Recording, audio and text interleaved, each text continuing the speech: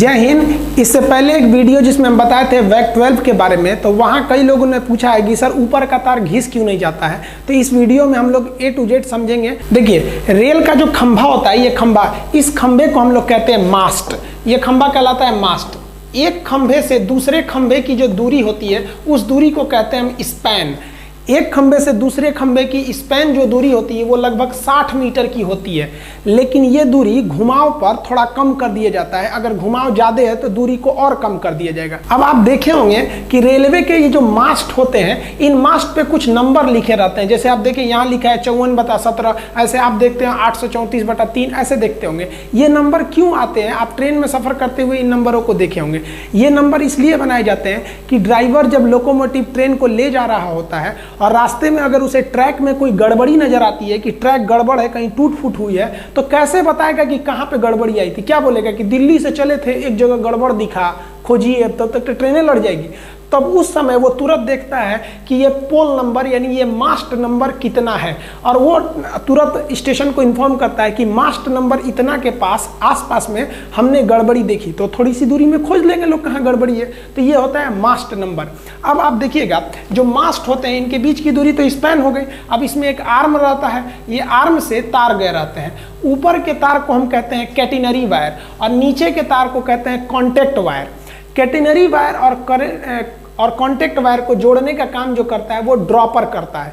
यहाँ देखिए, ये ऊपर का वायर है तो इसे हम लोग कैटिनरी वायर कहेंगे। नीचे का वो जो वायर है ये है आपका कॉन्टैक्ट वायर, यही करंट की सप्लाई देता है। और ये बीच में जो इनको जोड़ के रखता है उन्हें हम क्या कहते हैं? ड्रॉपर कहते हैं। ड्रॉपर आप ये देख सकते हैं, ये क्या है? आपका ड्रॉपर है। इसमें आप देखिए तो ये तो आर्म हो गया इसका, ये पकड़ के रखा है। ये ऊपर वाला कैटेनरी वायर, नीचे वाला कॉन्टैक्ट वायर, और ये जो इसको पकड़ के रखता है ये क्या हो जाता है? ड्रॉपर कहलाते हैं। समझ में आया आपको? ये जो कॉन्टैक्ट वायर होता है, इसके साथ समस्या ये होती है कि गर्मी के दिन में ये फैल जाता है, ठंडी के दिन में सिकुड़ जाता है। अब इसको हमको एकदम एक सीध में रखना है ताकि ट्रेन संचालन में कोई दिक्कत ना आए। तो इसको हमेशा सीध में रखने के लिए हमको एक ऑटोमेटिक इस पर टेंशन, एक तनाव देना होता है, जिसे हम ऑटो टेंशनिंग कहते हैं। आप ट्रेन में सफर करते हुए देखे होंगे कि आप इसको 3 पुली अरेंजमेंट देखे होंगे। इसमें 3 पुली लगाया जाता है, इसे 3 पुलिंग अरेंजमेंट कहते हैं। ये जितना भी इलेक्ट्रिक चीजें होती हैं उसे हम लोग ओवरहेड इक्विपमेंट कहते हैं। सर के ऊपर जो इक्विपमेंट लगा है OHE। तो इस OHE के 3 पुली अरेंजमेंट में आप इस तरह से पत्थर के टुकड़े देखे होंगे, गोल गोल लटका दिया होगा इसको। ये लटका देने से उस पर तनाव हमेशा बना रहता है। अब आप पूछेंगे इसका टोटल वेट कितना होता है? तो ऑटो टेंशनिंग का टोटल वेट 667 kg होता है। इसमें आप देखेंगे टोटल 18 ठो इसमें बॉक्स लगाए रहते हैं, जिसमें से 40 kg का 16 बॉक्स होता है, तो टोटल 640 हो गया। 20 kg का एक बॉक्स हो गया, इसका 20 kg, और एक 5 kg का। इस तरह से देखेंगे तो 665 kg होता है। और नीचे एक ठो पत्थर लगा होता है लोहे का, वो 2 kg का। तो इस प्रकार इस तरह से हम लोग 667 kg का टेंशन इस पर मेंटेन रखते हैं, ताकि ये तार हमेशा हर एक मौसम में इसमें तनाव बरकरार रहे। अब बात करते हैं कि इस जो कॉन्टैक्ट वायर है उससे करंट को रिसीव कैसे किया जाता है। तो करंट रिसीव करने वाले को हम पेंटोग्राफ कहते हैं। ये पेंटोग्राफ इससे जुड़ा रहता है। अब आप कहेंगे कि पटरियां कहीं ऊपर नीचे होती हैं तो तार भी ऊपर नीचे होता है। ऐसा नहीं है कि यहाँ से दिल्ली से लेकर मुंबई तक एक ही सीध में, थोड़ा ऊपर नीचे है। तो ये ऊपर नीचे होने से छोड़ ना दे, इसलिए इस पेंटोग्राफ को हम यहाँ से एयर प्रेशर देते हैं नीचे से। ये एयर प्रेशर से उसको ढकेले रहता है। अगर ये ढकेले हुए है, तार ऊपर भी जाएगा तो कोई दिक्कत नहीं हो, तो पीछे से पुश करके ही है। और अगर तार नीचे है तो ये वापस चला आएगा। इसमें एक वाल लगा रहता है कि अगर तार नीचे आ रहा है तो उधर के प्रेशर से ये इधर आ जाता है, लेकिन अगर उधर प्रेशर कम है तो ये ढकेल देता है। तो इस प्रकार एयर प्रेशर द्वारा हम पेंटोग्राफ को ऊपर नीचे करके देख सकते हैं। अब ये पेंटोग्राफ घिसता क्यों नहीं है? तो ध्यान दीजिए, जो तार होता है ऊपर वाला, वो कॉन्टैक्ट वायर, वो कॉपर का होता है, मजबूत होता है।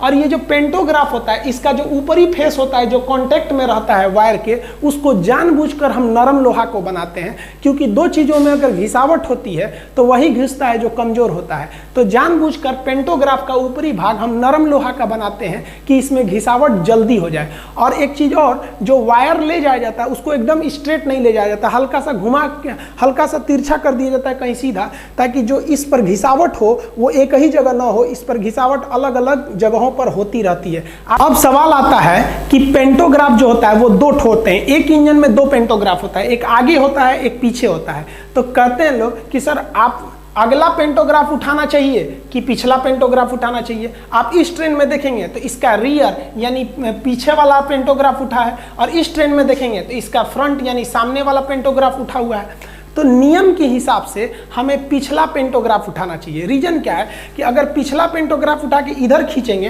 तो एक प्रकार का ये खिंचाव बल को दर्शा रहा है, किसी चीज़ को खींचना आसान होता है। और अगर आप फ्रंट पेंटोग्राफ को उठाकर ट्रेन खींचते हैं तो ये एक ढकेलने वाले पुश फोर्स को दिखाता है, तो पुश करने में ज़्यादा एनर्जी लॉस होता है। तो अगर पेंटोग्राफ आगे वाला रहेगा तो ये पुश फोर्स को दिखाएगा, इसमें एनर्जी ज़्यादा लॉस होगी इंजन की। और अगर वही पेंटोग्राफ रियर यानी पीछे का उठा रहेगा तो ये पुल फोर्स को दिखाता है, खिंचाव को, जिससे कि इंजन की एनर्जी बचेगी। अब आप इस आधार पर आप देखेंगे ये एक इंजन खड़ा है, इस इंजन का ये वाला पेंटोग्राफ उठा हुआ है, ये वाला। अब आप बताइए इसको इधर जाना चाहिए या इस साइड जाना चाहिए? ये इंजन है, आपको कोई अपने दिमाग से बताइए आपको इसको किधर भेजना चाहिए। जेन्युइन है कि हमको पिछला पेंटोग्राफ उठाना चाहिए, तो ये उठा है तो इधर भेजेंगे तभी ना पिछला पेंटोग्राफ उठेगा। आप इसको देखे भी होंगे, देखिए पेंटोग्राफ की हाइट जो होती है वो एडजस्ट हो सकती है, बहुत ज़्यादा भी हो सकती है, कम भी हो सकती है। एक्चुअली मुंबई से दिल्ली तक में एक डेडिकेटेड फ्रेट कॉरिडोर बनाया जा रहा है, वहाँ पे केवल मालगाड़ियाँ चलेंगी उस रूट पर, और 2 तल्ली मालगाड़ी चलेगी, मतलब 2-2 तल्ला मालगाड़ी पर हम लोग कंटेनरों को लाद देंगे, जिसको हम डबल डेकर कहते हैं। देखिए यहाँ एक के ऊपर एक लादा हुआ है। एक्चुअली इस इमेज में तो आपको ईएमडी लोकोमोटिव दिख रही है, आप कहिएगा कि sir EMD locomotive, ALCO locomotive, WAG, WAP, ये इंजनों में डिफरेंस बता दीजिएगा तो उसमें अलग वीडियो बना सकते हैं। लेकिन यहाँ पर देखिए ये ट्रेन तो डीजल से चलने वाली है, इसके लिए क्या जरूरत है इलेक्ट्रिक को लेने की। लेकिन अगर सोचिए कि अगर यहाँ इलेक्ट्रिक लोकोमोटिव रहता तो इसका जो पेंटोग्राफ था ये काफ़ी हाई उठाना पड़ता पेंटोग्राफ, तो हाई पेंटोग्राफ भी होते हैं सब। देखिए यहाँ इसका पेंटोग्राफ कितना हाई है, तो हाई पेंटोग्राफ भी हो सकते हैं, ये एयर प्रेशर पे होते हैं, ये ज़्यादा उठ भी सकते हैं और नीचे भी रह सकते हैं। जब ये डबल डेकर रूट में है तो ये डिपेंड करते हैं पेंटोग्राफ की हाइट कि जो ऊपर OHE है, ओवरहेड इक्विपमेंट, उसका कॉन्टेक्ट वायर कितनी ऊंचाई पर है, उसी हिसाब से ये एडजस्ट हो सकता है या नीचे आ सकता है। आई होप आप समझ गए होंगे।